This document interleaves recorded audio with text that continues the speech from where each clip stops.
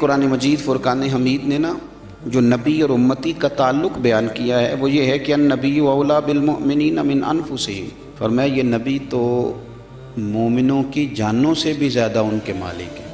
اور یہ تو ان کی جانوں سے بھی زیادہ ان کے قریب ہے۔ یہ رشتہ ہے نبی پاک، یہ جو حضور سے ہم پیار کرتے ہیں نا، اور یہ جو نبی پاک سے ہمیں محبت کرنی چاہیے، یہ صرف شرعی ضرورت نہیں،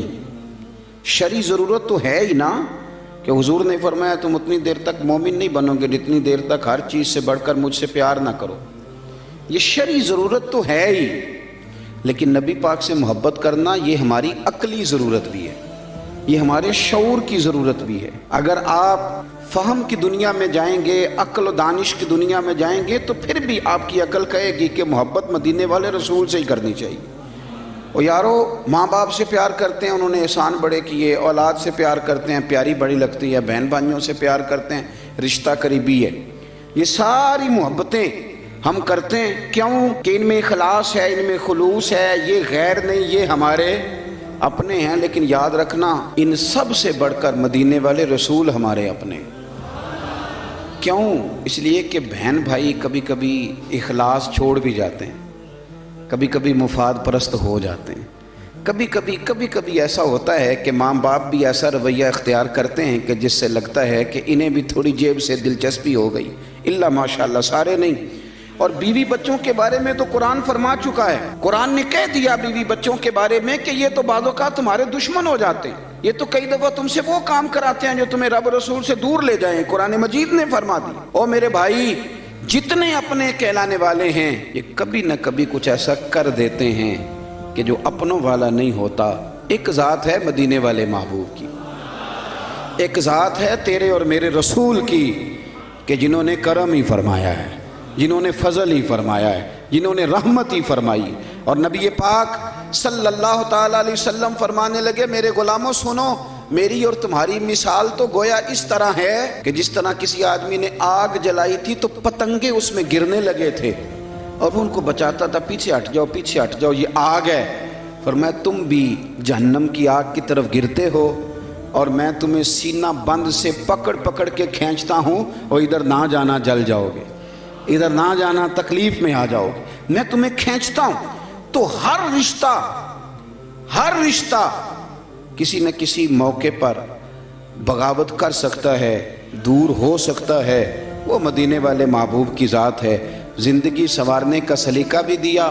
سارے قبر میں چھوڑ کے آ گئے اور جب آنکھ کھلی تو جلوہ والدہا نگاہوں کے سامنے موجود تھا۔ یہ صرف ذات مصطفیٰ ہے، صرف ذات مصطفیٰ ہے، فقط یہ حضور کی ذات والا صفات ہے کہ میرے بھائی میزان عمل پہ گئے تو مدینے والے وہاں بھی موجود، پل صراط پہ گئے تو حضور وہاں بھی موجود، اگر حوض کوثر پہ گئے پیاسے ہو کے تو حضور وہاں بھی موجود۔ گویا جہاں جہاں ضرورت پڑی، جہاں جہاں مجبوری ہوئی، کئی اپنے کہلانے والے مجبوریوں میں ہٹ گئے، لیکن دنیا کی پریشانی سے لے کر قبر کی پریشانی تک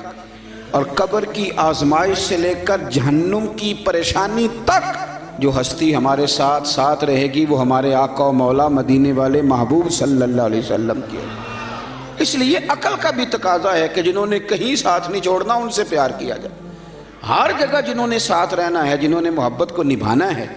ان کا کبھی بھی دامن کرم نہ چھوڑا جائے۔ کچھ چیزیں ایسی ہوتی ہیں کہ جو آپ کی طبیعت کہتی ہے کہ یار اس بندے نے بہت عمدہ کہا۔ مظفر وارسی نے کچھ باتیں کی تھی بڑی خوبصورت، وہ کہتے ہیں کہ سیاہیاں مجھ میں داغ مجھ میں اور جلیں اسی کے چراغ مجھ میں، اثاثہ قلب و جاں وہی ہے، میرا تو سب کچھ میرا نبی ہے۔ اب کبھی آپ الفاظ کے بام و در پہ نہ جائیں، آپ چاشنی دیکھیں حروف کی کس طرح کی ہے۔ پھر وہ کہنے لگے کہ میرے گناہوں پہ اس کا پردہ، وہ میرا امروز میرا فردہ، شعور بھی اسی کا وضع کردہ، وہ میرا ایمان میرا تیقن، وہ میرا پیمانہ تمدن۔ کیا انداز ہے بات کرنے کا۔ کہنے لگے وہ میرا معیار زندگی ہے کیونکہ میرا تو سب کچھ میرا نبی ہے۔ کہنے لگے وہ میری منزل بھی ہم سفر بھی، وہ سامنے بھی پس نظر بھی، وہی مجھے دور سے پکارے، اور اسی کی پرچھائیاں روح پر بھی، وہ رنگ میرا، وہ میری خوشبو، میں اس کی مٹھی کا ایک جگنو، اور یارو وہ میرے اندر کی روشنی ہے، میرا تو سب کچھ میرا نبی ہے، وہ تو میرے اندر کی روشنی ہے، میرا تو سب کچھ میرا نبی ہے۔ اور پھر کہنے لگے اسی کے قدموں میں راہ میری، اسی کی پیاسی ہے چاہ میری، اسی کی مجرم میری خطائیں، اور اسی کی رحمت گواہ میری، اسی کی مجرم میری خطائیں اور اسی کی رحمت گواہ میری۔ کہنے لگے اسی کا غم مجھ کو ساتھ رکھے، وہی میرے دل پہ ہاتھ رکھے، وہ درد بھی ہے پر سکون بھی ہے، میرا تو سب کچھ میرا نبی ہے۔